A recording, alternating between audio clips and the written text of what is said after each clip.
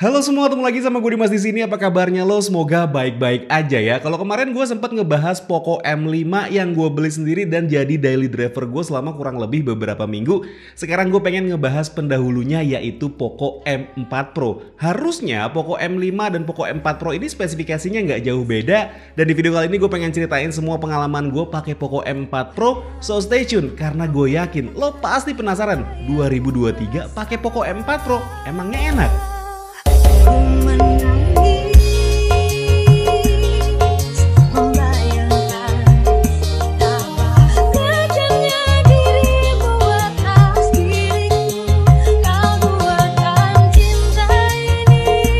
Kalau disuruh milih antara Poco M5 atau Poco M4 Pro dari segi desain, gue bakal pilih Poco M4 Pro. Gue sempat bilang di video gue yang bahas Poco M5 kalau gue kurang suka sama desainnya karena punya bagian kamera yang aneh bentuknya. Tapi beda ceritanya sama Poco M4 Pro. Gue suka sama bagian frame kameranya yang dibikin kayak gini. Apalagi paduan warna biru sama hitam di bagian frame kameranya ini bikin tampilannya jadi kelihatan ganteng banget.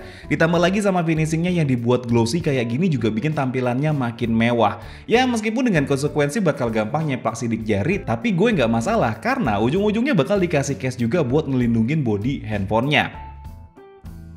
Untuk dimensinya juga terbilang pas di genggaman tangan gue, nggak kegedean nggak kecilan juga. Untuk ketebalannya juga tergolong tipis, cuman di 8 mili aja, padahal punya baterai 5000 mAh. Berdasarkan spesifikasi sih, dimensi dari Poco M4 Pro ini adalah 159,8 x 73,8 x 8 mm dengan bobot di 179,5 gram aja. Sedangkan untuk material yang dipakai ini mostly adalah polikarbonat untuk bagian bezel dan juga back covernya. Sedangkan untuk bagian layarnya punya desain yang kekinian juga dengan menggunakan punch hole display. Overall, gue suka sama desain dari Poco M4 Pro ini dan handlingnya di tangan juga nyaman, nggak begitu licin bodinya dan gak berat juga.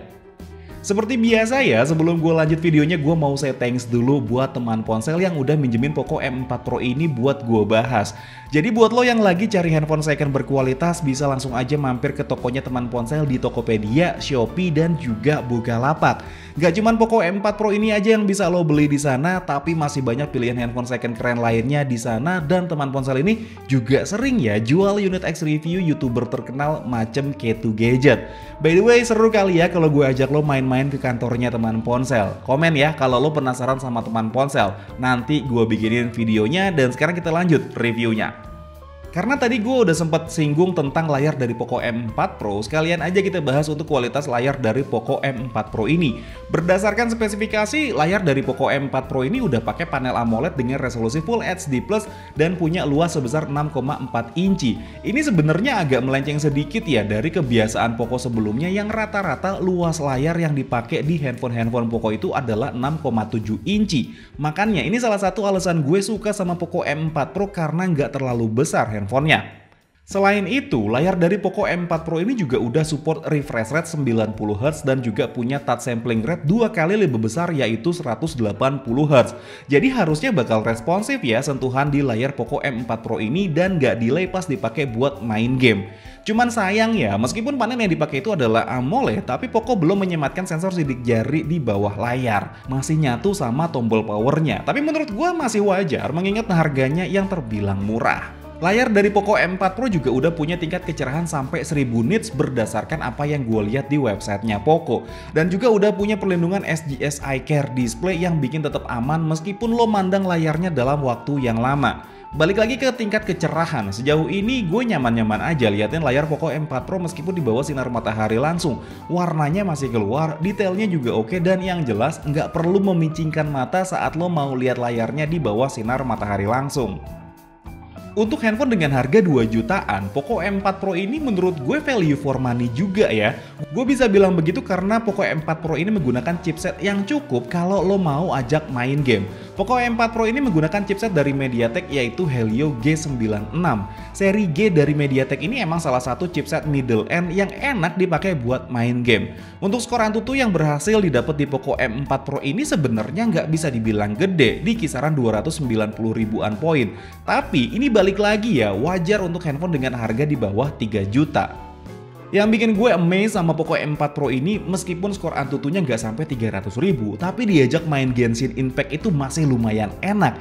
Meskipun settingannya nggak sampai mentok dan terbilang rendah, tapi masih enak dimaininnya. Beberapa kali emang terjadi penurunan FPS, tapi masih oke menurut gue. Cuma yang jadi catatan sih jangan terlalu lama aja main gamenya. Biar gimana pun prosesor yang dipakai itu bukan prosesor kelas high performance yang pasti bakal ada penurunan performa saat lo main terlalu lama yang bikin ningkatin suhu di prosesornya. Untuk game Battle Royale macam game ini juga masih enak jalaninnya. Belum yang mentok sampai 60 FPS tapi nggak kelihatan patah-patah gamenya. Karena touch sampling rate-nya yang lumayan gede di 180Hz juga nggak bikin delay di bagian kontrolernya yang bikin pengalaman main game di handphone ini lumayan enak. Kalau lo emang pengen jadiin Poco M4 Pro ini sebagai mesin game yang bakal lo pakai buat main game MOBA kayak Mobile Legends atau Battle Royale kayak PUBG sih menurut gue ini udah cukup ya. Dan selama kurang lebih 40 menit gue main 2 game di handphone ini juga suhunya masih adem-adem aja. Emang sih gue maininnya di ruangan AC, tapi paling enggak gue masih bisa kasih gambaran buat lo yang mau jadiin handphone ini untuk mesin game yang bisa diajak main kapan aja. Untuk sektor kameranya, gue cukup terkejut sama hasil perekaman videonya yang bakal gue tunjukin nanti. Berdasarkan spesifikasi, Poco M4 Pro ini punya setup triple kamera dengan lensa utama ada di 64 megapiksel, 8 megapiksel ultrawide, dan 2 megapiksel lensa makro. Sedangkan untuk kamera depannya punya setup single kamera aja yang punya bentuk punch hole yang kekinian banget. Untuk perekaman videonya baik kamera belakang ataupun depan bisa rekam di resolusi 1080p 30fps. Dan berikut ini adalah beberapa sampel foto dan video yang berhasil gue ambil pakai Poco M4 Pro.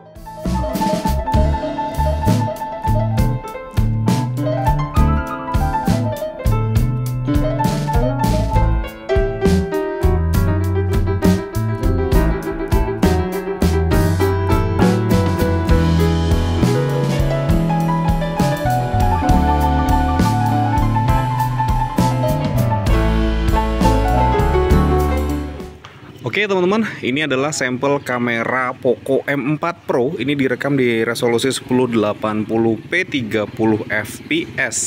Kebetulan ini awannya udah nggak mendung ya, jadi lo masih bisa ngeliat nih HDR-nya seperti apa. Dan ini kondisinya ini langsung menghadap ke arah matahari ya. Kalau gua ngeliat langsung sini sih low banget. Tapi kalau misalkan dari kamera si Poco M4 Pro-nya nih kelihatan oke ya. Ini jalan kaki aja, gue nggak pakai gimbal stabilisasi apapun. Dan ini adalah hasil audio dari si Poco M4 Pro-nya. Ini sih stabil banget ya kalau gue liatin ya. Bahkan ini lebih stabil dari Realme 10 Pro plus 5G yang tadi gue cobain juga nih untuk kameranya. Asli loh, ini stabil banget hasil kameranya. Oke, kita lanjut lagi. Oke teman-teman, ini adalah sampel kamera depan dari Poco M4 Pro.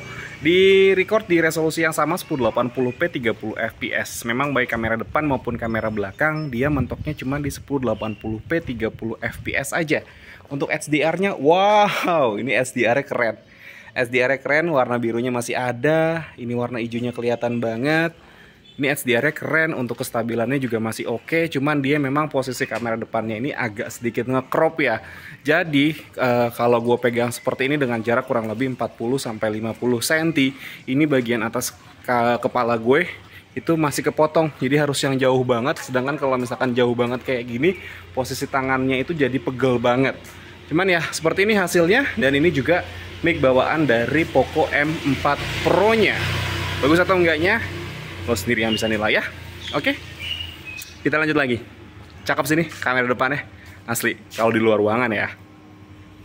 Abis bahas kameranya, sekarang gue mau ceritain tentang kapasitas baterainya yang udah 5000 mAh. Sebenarnya nggak ada yang spesial dengan baterai 5000 mAh di handphone harga 2 jutaan.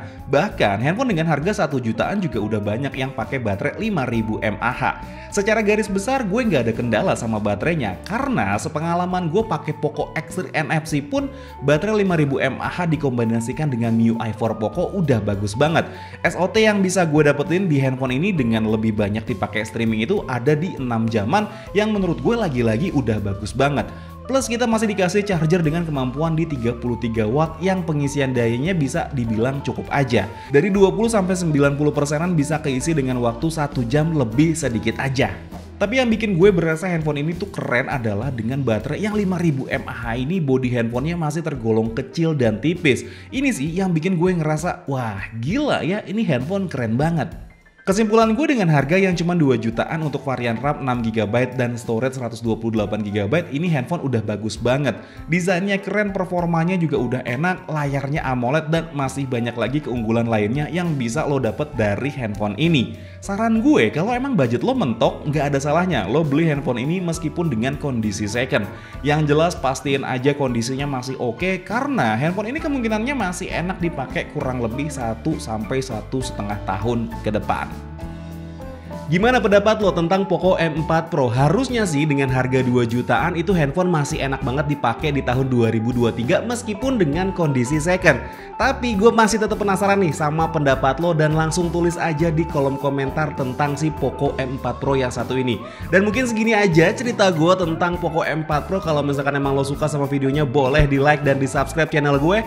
Tapi kalau misalkan emang gak suka boleh di dislike aja. Akhir kata gue Dimas undur diri, sampai ketemu lagi di video selanjutnya. Assalamualaikum warahmatullahi wabarakatuh.